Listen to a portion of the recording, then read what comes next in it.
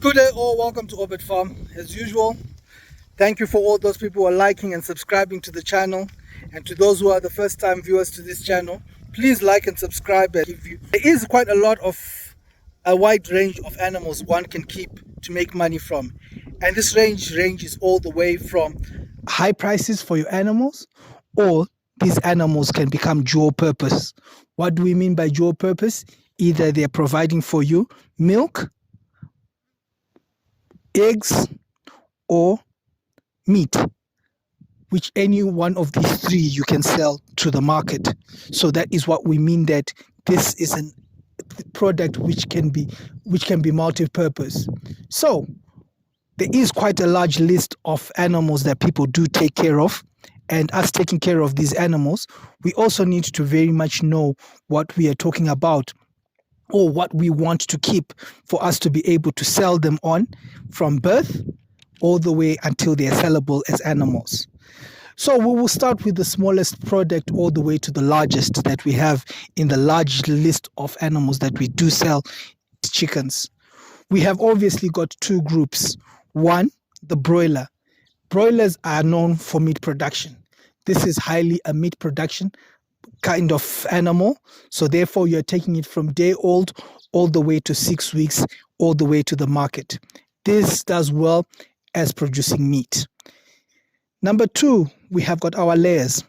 Our layers, we are taking them from day-old chicks all the way to the weeks that they start laying.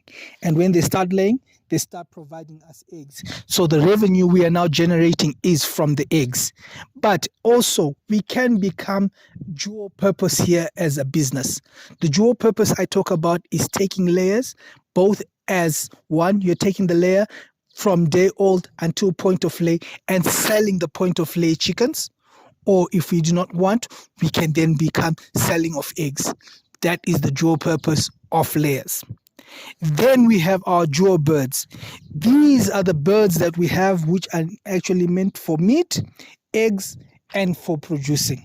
What we're saying here is we can, one, take our birds from day old chicks all the way to when they reach meat, which becomes the cocks. And these cocks are the ones that we then sell off to the market.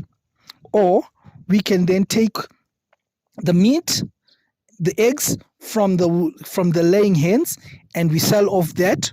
Or we can take those eggs and produce day-old chicks, which we can sell. So this is the areas which one can do with dual birds, because that is the whole purpose of having dual birds, that they can give you these revenue streams. So you have got three different revenue streams. To the turkeys, we have got the broad-breasted white. This one is more of a prolific egg layer and meat. But for us, we are going to be normally using it for meat, because this is normally the white turkey, which is normally meant for consuming. This is more like a broiler chicken. So this is how we then look at the turkey. The common one is the Norfolk white. The Norfolk black. These are both for laying eggs and for meat, and also for a person who wants to produce. The same way we have produced for the dual birds is the same way we look at the Norfolk black as an area to produce from. We can take the eggs and we can produce hatchlings. Those hatchlings we sell off as pullets, as day-old pullets, or we can take the male hens, and those are the ones which we sell off to people. And we can also get to a point whereby we grow turkey to the point of lay, and then we sell those turkeys. These are the areas that we have. The nice thing about turkeys is that also turkeys are free range. If you have enough space, you can make them become free range, and within their free range, they will produce for you. They will be able to scavenge for themselves, eat, but again, it takes time for them to grow. But as long as they've got space and they've got places to scratch around and to look for themselves food, they are hardy. They will take care of themselves. The next one is the duck. Ducks in Zimbabwe, we do not really do much about ducks, but we do have people who actually are doing duck business and are actually doing very well.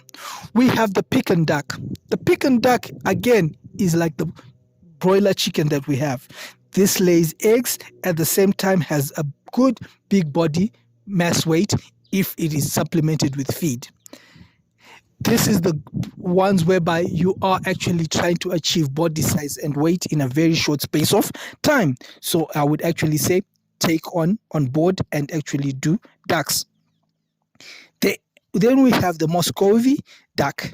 The Muscovy duck is the most popular breed that we actually find here in Zimbabwe. It is again used for the same three things. This is more of our roadrunner duck that is actually found here, which we do use for eggs, meat, and for production. So these are the three things that you can use them for. We also need to remember that as much as we are using all these animals for all these things, ducks, people say that they need a lot of water. No, they do not need a lot of water, but they need to have a little bit of abundance of water which they can actually put their feet in and put their beaks, so that they can actually have the flow of water. They will lay even with just that kind of system in place. So ducks do not necessarily mean that you need to go and dig a pond for them. If you have an area where you can dig the pond, it is good to dig the pond. But if you do not have an area to dig a pond, then you do not need really to dig a pond. You just need for them to be able to at least have a place whereby there is a big dish where they can actually put their beaks in, put their feet in once in a while, and they will do well. Another area that we can go into farming in is rabbits. Rabbits here in Zimbabwe, I can actually say, is a market which is growing slowly, but I also know that it is a market which really has got high returns for people who actually want to do rabbit farming. Rabbit farming does not also need a large area. It actually needs a very small area. You just need to make sure that you make your cages accordingly and to size for them to be able to stay in. This is one of those projects which you can do backyard farming. One, we have the chinchilla. This one is normally good for its fur, the meat, and it produces good kids.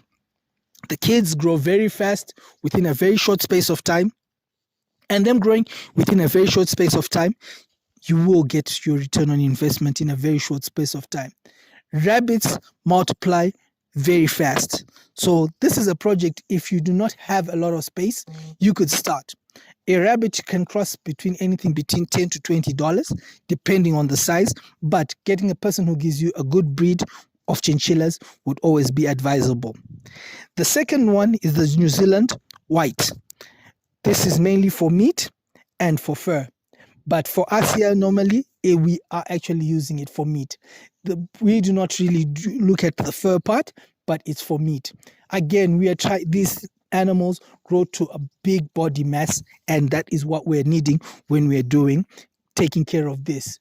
So in end for rabbits, at the end of the day, we have they produce high numbers. Every birthing can be between 6 to 10 kids, or even 6 to 12 kids, depending on how you also do your maintenance of your rabbits. And within less than 3 months, you are ready to go to market with rabbits which are already at the correct body mass. This can be also used by supplementing grass and also by having supplementary feed, which are nuggets. But if you do not have that kind of thing, there are other ways of taking care of rabbits. This also includes you creating your own feed meals out of other grains which are available on the market. So it is another profitable business one can do. The next area we can look at is the sheep. There is the meat and the milk sheep that are available. But in Zimbabwe, we do not consume milk of sheep. So I think we would automatically leave that one out. And another thing that we do is that there is also the wool that comes from sheep. But again, Zimbabwe, we do not consider the wool of sheep as anything here. But if we were considering, we would have the merino would be the sheep to go to. But for the meat industry, the one that I would recommend is the Dorper, because the Dorper are hardy animals and they grow very fast within a short space of time. So that is one sheep that we would look at. Yes, there is a lot of other sheep, but I am looking at just mentioning the major sheep brands that are available.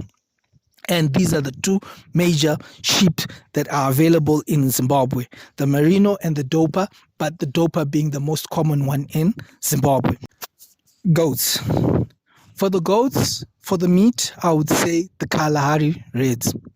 Yes, from a person who speaks about Boer goats and how important Boer goats are, I would say if you want for meat production, go for the Kalahari Reds. This is one very hardy breed, and all of a sudden it seems like I'm now supporting the Kalahari. No, it's not that I'm supporting the Kalahari, but I'm saying it as it is, as in also the diseases. It is very resistant to diseases, unlike even the Boer goats. It is much more hardy on that part. The Sanya, these are mainly meant for milk. But as I said, Zimbabweans, we are not high consumers of goat milk. So I would not advise, unless if you want to try your own goat cheese, which is another revenue stream which you can start off by just using goat milk. Then we have our local goats, which I said are always best for us to improve them, because when you improve them, they become better breeds. But the major animals that I have spoken about are the ones that we use for goats. Pigs. We have the Duroc and we have the large white. These are the two breeds which are mainly meant for meat production. One is hardy, the other one produces good weight and length. So these are the two breeds that we normally have for our pig production, and actually good if we do cross them. But these are the two breeds that we do have, which convert our feed into meat in a very short, reasonable time of roughly 6 months. You will be ready to go to market of pigs which are about 100 kgs upwards if you do the feeding correctly.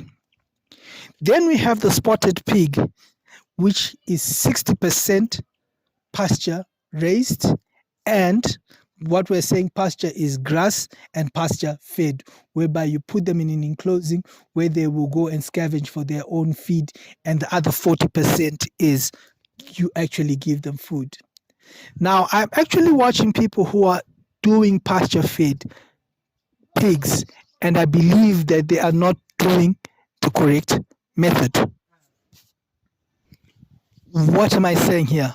I'm saying that I'm watching people taking these pigs, putting them in an area whereby it is just an enclosure, whereby they're in the open space, and then they're saying that this is pasture fed, that they are scavenging for themselves.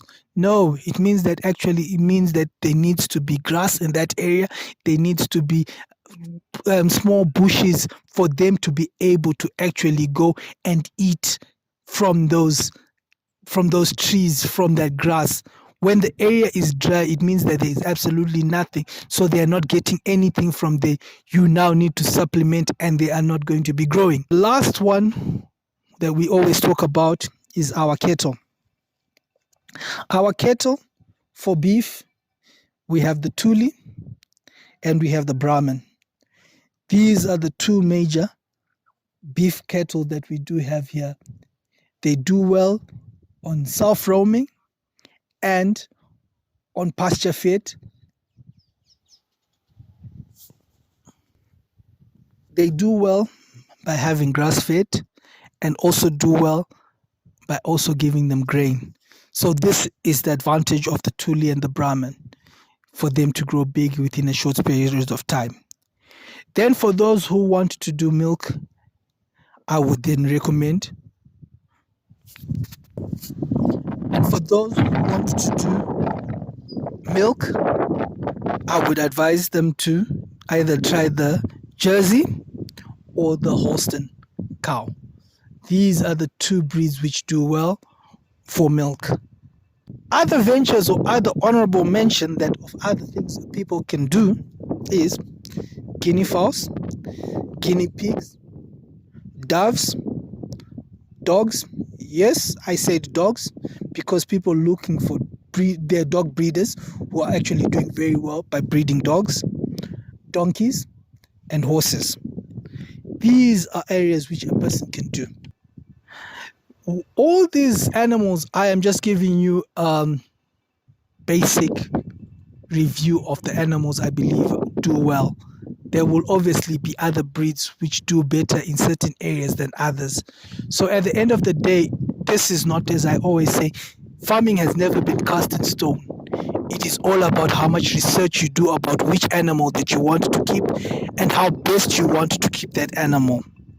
Because at the end of the day, what we are just giving here is an opportunity of information. What works, what is highly recommended. But it could be highly recommended, but probably not highly viable to you and where you are and in which area you are trying to do all these projects. I would probably say that if you are doing broiler farming in the middle of nowhere, whereby it's very difficult to get to market and you do not have electricity, you do not have a fridge to put these animals, then it becomes extremely difficult for you to produce. And if you're in a place whereby you do not have a lot of space and you want to do cattle farming, it is also not very viable. Your space, your location, your market play a very pivotal role in everything that you do concerning farming. Before you start any project, understand what you're doing or read up as much as possible, get information as much as possible, learn from other farmers who are actually doing these things, and if you do that, you will find that when you decide to do farming, farming becomes simple. Well, thank you very much for subscribing. Thank you very much for liking. And to all those who have not yet subscribed, please subscribe and like to the channel. Thank you and have a good day.